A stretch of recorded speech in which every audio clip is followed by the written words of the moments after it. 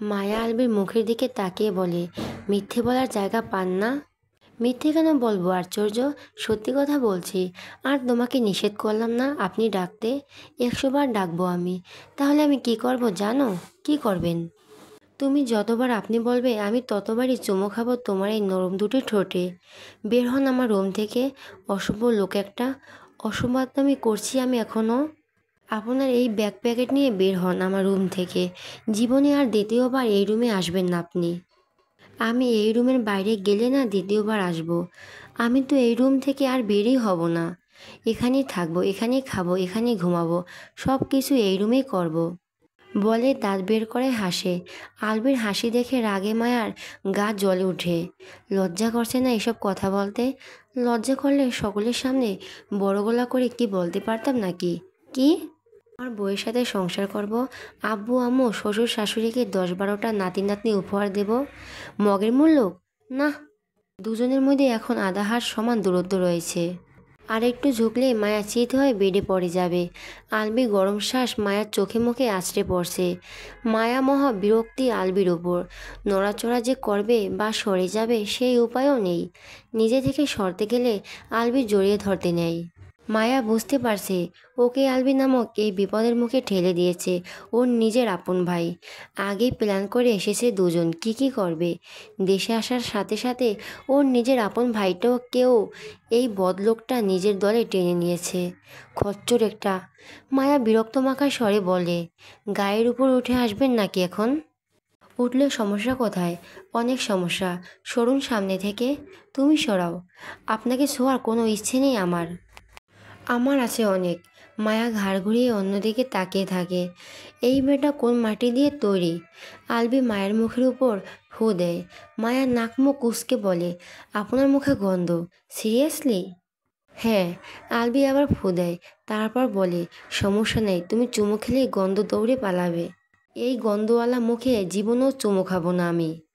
ওহ, তার মানে গন্ধ না থাকলে চুমো খাবে তাই তো? ভালো করে শুকে দেখো, একদম গন্ধ নেই। এখন চুমো খেতেই পারো। আমি মাইন্ড করব না একটুও। বদ লোক, যাবেন আপনি এখান থেকে? দুটো চুমো দিয়ে দাও, চলে যাই। দুনিয়া উল্টে গেলেও না।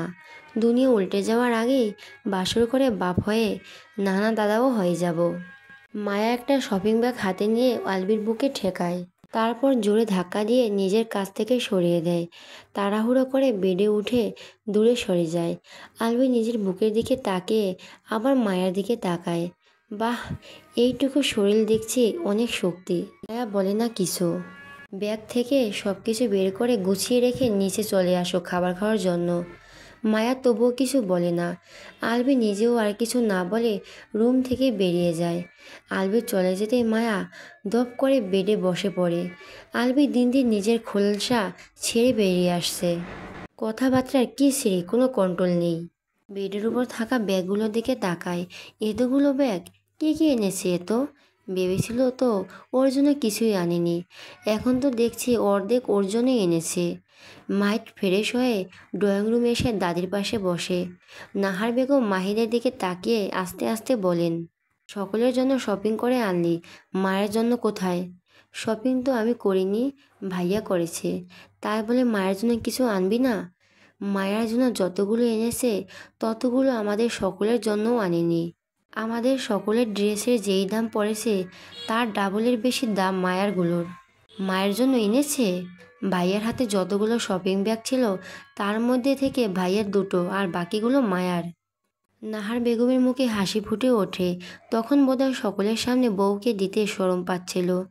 আধা ঘন্টার মধ্যে সকলের ডাইনিং টেবিল উপস্থিত হয়। ঐশী রহমানের মুখ থমথমে হয়ে আছে। মেহবুব আর মেহেরের মুখ স্বাভাবিক দেখাচ্ছে।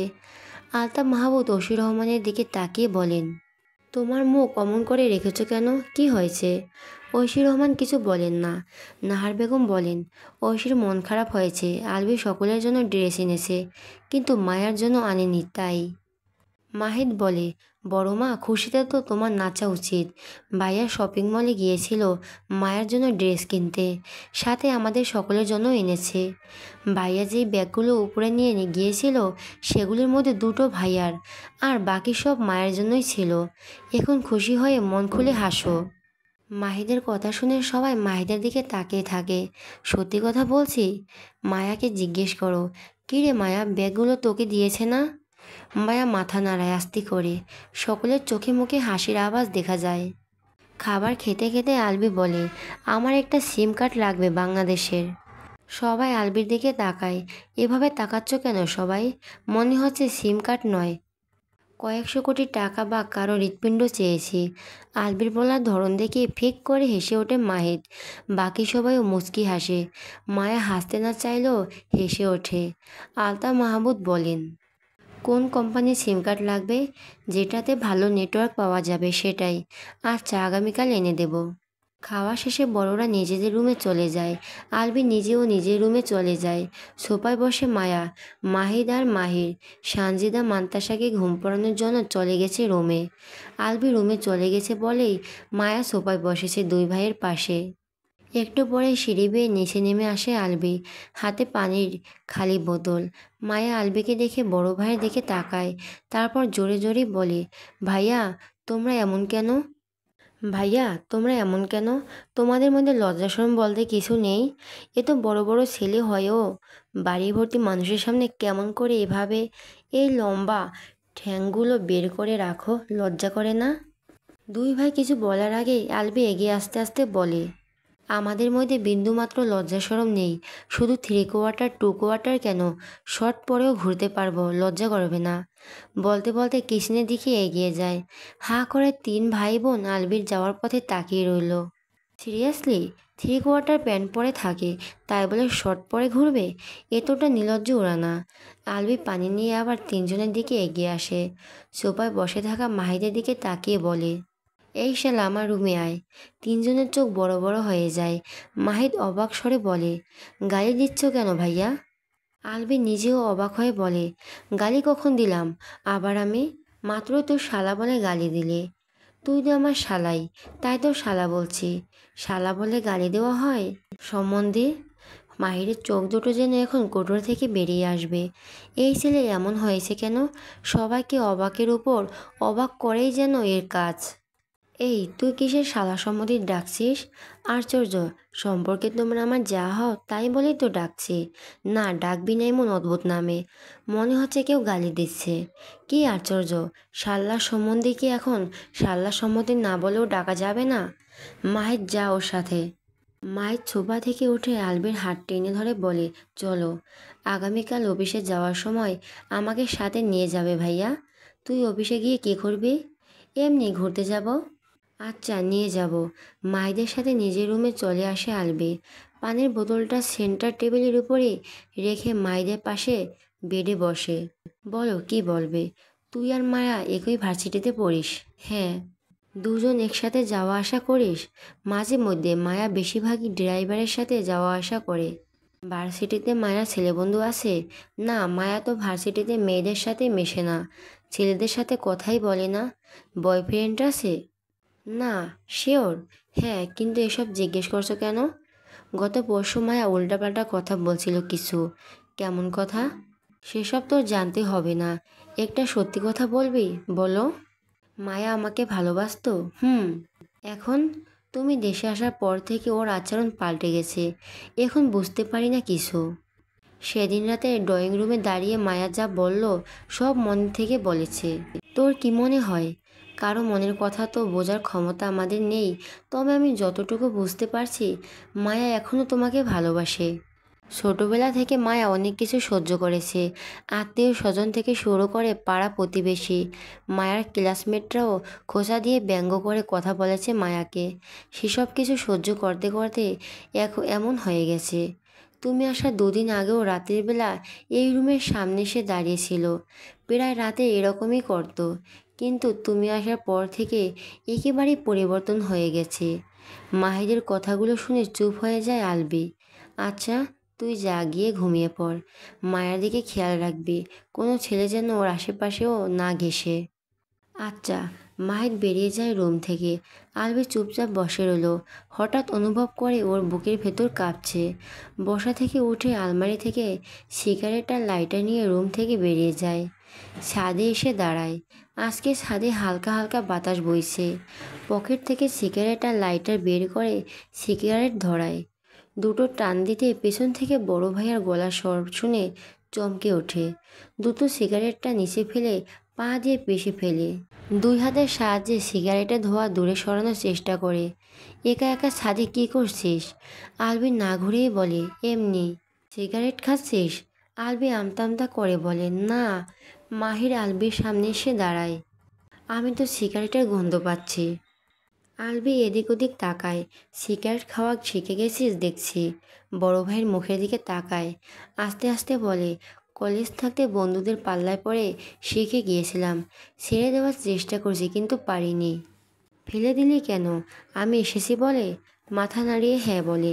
পকেটে আরও আছে, বের কর। থাক, খাবো না। তুই না খেলি আমি খাবো। অবাক হয় আলবি। অবাক স্বরে বলে, তুমিও? হ্যাঁ, বের কর এখন। আলবি পকেট থেকে সিগারেটের প্যাকেট বের করে একটা ভাইয়ের হাতে দিয়ে নিজে একটা নেয়। সিগারেট ধরিয়ে দুজন বসে ছাদের সিমেন্ট দিয়ে বানানো বেঞ্চির উপর। সিগারেটের টান দিয়ে আলবি বলে, তুমিও আমার মতো বাড়ির সকলের নজর এড়িয়ে খাও নাকি? মাহির হেসে বলে, তুমি আমার উপরে অনেক রেগে আছো তাই না ভাইয়া? একটু আটকো। ছাদে এসেছো কেন? তোকে আসতে দেখলাম তাই তোর পেছন পেছন এসেছি। কিছু বলবে? উফ। দুজনের মধ্যে নীরবতা নেমে আসে। চুপচাপ ধোঁয়া উঠতে থাকে দুই ভাই। সিগারেটটা শেষ হয়, তারপরও দুজন চুপ থাকে। সরি। আবারও অবাক হয় আলবি। কেন? ওই দিন তোর সাথে রেগে কথা বলার জন্য। আমি কিছু মনে করিনি। ধরে যে মারুনি সেটাই অনেক। চাচুর কাছে ওই কথাগুলো শোনার পর অনেক রাগ উঠে গিয়েছিল। আমি সব সময় চাইতাম তুই ফিরে আয়। মায়ের সাথে না থাকলে অত্যন্ত বাড়ির সকলের জন্য ফিরে আয়। আমি চাচুর কাছে অনেকবার তোর মেল আইডি চেয়েছিলাম, চাচু দেয়নি ভয়ে। তুই যদি চাচুর সাথে যোগাযোগ বন্ধ করে দিস তাই। একটা সময় পরে মনে হতো শুরু করেই তুই আর কোনো দিন ফিরে আসবি না। ওখানে হয়তো অন্য কাউকে বিয়ে করে নিয়েছিস। মায়া আগে ছোট ছিল, তাই সেরকম কোনো ভাবনাই ছিল না। ভেবেছিলাম মায়া বড় হতে হতে তুই ফিরে আসবি, কিন্তু তুই ফিরলি না। আমার তোর উপর অনেক রাগ হতো। এই ফ্যামিলির উপরও। মায়ার গুমড়ে গুমড়ে কান্না, ঘরবন্দি হয়ে থাকা আমার সহ্য হতো না। মাঝে মধ্যে রাগ সামলাতে না পেরে আব্বু আমার উপর চেঁচামেচি করতাম। দোষ তো আসলে তোর না। তোর জায়গায় থাকলে হয়তো আমিও এমন কিছুই করতাম। একটু চুপ করে থেকে বলে, আমি চাই মায়া তোর সাথেই থাকুক। বাড়ির সবাইও চাই। আমি চাই না আমার বোনের নামে পাশে ডিভোর্সির তকমা যোগ করা হোক। কিন্তু মায়া এখন বেঁকে বসেছে। যখন জানতে পেরেছে তুই ডিভোর্স দেওয়ার জন্য এসেছিস, তখন থেকেই এমন করছে। আমি ওকে বোঝানোর চেষ্টা করছি। ও বুঝতে চায়নি। ওর সামনে তোর নাম মুখে নিতেই দেয় না। তুই আগে মায়াকে পছন্দ করতি না। তুই এতগুলো বছর ধরে ভেবেছিস মায়া এখনও আগের মতোই আছে। আলবি মাথা নিচু করে বসে আছে। বলার মতো কিছুই নেই ওর কাছে। পরিবারের উপর এত বেশি রেগেছিল যে এতগুলো বছরের একটাবার দেশে আসার জন্য মন টানেনি। তবে সকলের কথা মনে পড়তো রোজ। রাগ মানুষকে দিয়ে সব করাতে পারে, আবার মায়ার ভালোবাসাও মানুষকে দিয়ে সব করাতে পারে। আলবি অপরাধীর ন্যায় মাথা নিচু করে বলি, এইসব কিছুর জন্য সবচেয়ে বেশি দোষী আমি নিজে। সব ভুল আমার। আমি কাউকে বোঝার চেষ্টাই করিনি। নিজের রাগ জেদ ধরে রেখে বাড়ি ছেড়েছিলাম। জেদ চেপে রেখে দেশেও ছেড়েছিলাম। সেই রাগ ধরে রেখে এতগুলো বছর পার করে দিলাম। রাগে এতটাই অন্ধ ছিলাম যে কিছুই ভাবতে পারতাম না। ডিপ্রেশন, ফ্রাস্ট্রেশন, মানসিক অবসাদ সবসময় আমাকে চেপে ধরে রেখেছে। আমি কি চাই আমি নিজেও জানতাম না। ভুল সবার হয়, দোষ সবাই করে। তোরও হয়েছে, এই বাড়ির সকলের হয়েছে। শুধু মাঝখান থেকে আমার বোনকে সাফার করতে হয়েছে এতগুলো বছর। 4টার পর অফিস থেকে ফিরে আসে আলবি। সারাদিন আজ দারুণ কেটেছে। শাওয়ার নিয়ে ফ্রেশ হয়ে বেডে শুয়ে পড়ে বিশ্রাম নেওয়ার জন্য। প্রায় ঘন্টাখানেক পর শোয়া থেকে উঠে রুম থেকে বেরিয়ে আসে। করিডোরে দাঁড়িয়ে মায়ের রুমের দিকে তাকায় একবার, তারপর ছাদের দিকে এগিয়ে যায়। সিঁড়ি বেয়ে উঠতে উঠতে পকেট থেকে সিগারেট বের করে ধরিয়ে নেয়। ধোঁয়া উড়াতে উড়াতে ছাদের সিঁড়ি শেষ করে উপরে এসে দাঁড়ায়। কানে ভেসে আসে মায়ার মিষ্টি স্বরের গান। রংচটা জিন্সের প্যান্ট পরা, জ্বলন্ত সিগারেটের ঠোঁটে ধরা, লাল শার্ট গায়ে তার বুক খোলা, সানগ্লাস কপালে আছে তোলা। রাখো না কেন ডেকে এই দুটি চোখে, হেই যুবক। রংচটা জিন্সের প্যান্ট পরা, জ্বলন্ত সিগারেট ঠোঁটে ধরা, লাল শার্ট গায়ে তার বুক খোলা, সানগ্লাস কপালে আছে তোলা। রাখো না কেন ডেকে এই দুটি চোখ, হেই যুবক। দৃষ্টিতে যেন সে রাজপুতিন, খুন হয়ে যায় আমি প্রতিদিন। নাম ধাম জানি না তার কিছু, তবুও নিলাম আমি তার পিছু। মায়ার গান শুনে আলবি নিজের দিকে তাকায়, হাতে জ্বলন্ত সিগারেট আসে, তবে ওর প্যান্ট তো রংচটা নয়। আর না, গায়ে লাল শার্ট আছে, সানগ্লাসও নেই। সিগারেট হাতে রেখে এগিয়ে যায় মায়ের কাছে। মায়া এক মনে তাকিয়ে থাকার কারণে বুঝতে পারে না আলবি এসেছে।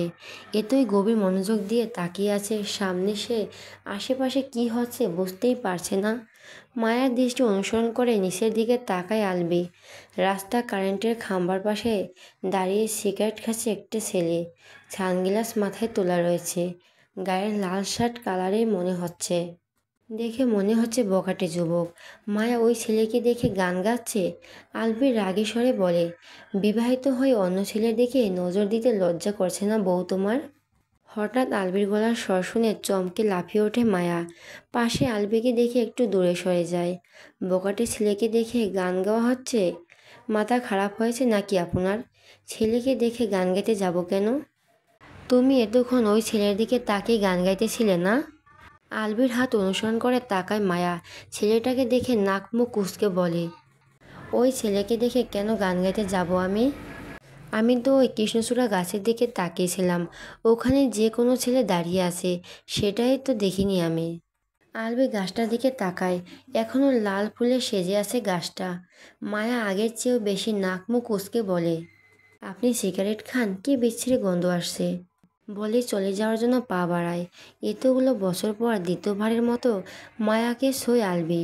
হাত বাড়িয়ে মায়ার হাত টেনে ধরে, দাঁড় করায় নিজের মুখামুখি করে। এ তো পালায় পালায় কেন? হাত ছাড়ুন, সিগারেটের গন্ধ আসছে আপনার মুখ থেকে।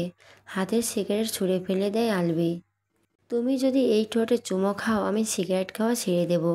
মায়া রাগী স্বরে বলে, বেশি বেশি হচ্ছে কিন্তু, হাত ছাড়ুন। আর একবার আপনি আপনি বললে কথা শেষ করতে দেয় না মায়া। তেজ দেখিয়ে আঙুল তুলে বলে, কি করবেন আপনি? আমি 100 বার বলবো আপনি আপনি আপনি। কিছু হয়ে গেলে তখন কিন্তু আমার দোষ দিতে পারবে না। কচু করবেন আপনি। আলবির সময় নেয় না, মায়াকে টেনে এনে গোলাপি নরম ওষ্ঠদ্বয় দখল করে নেয়।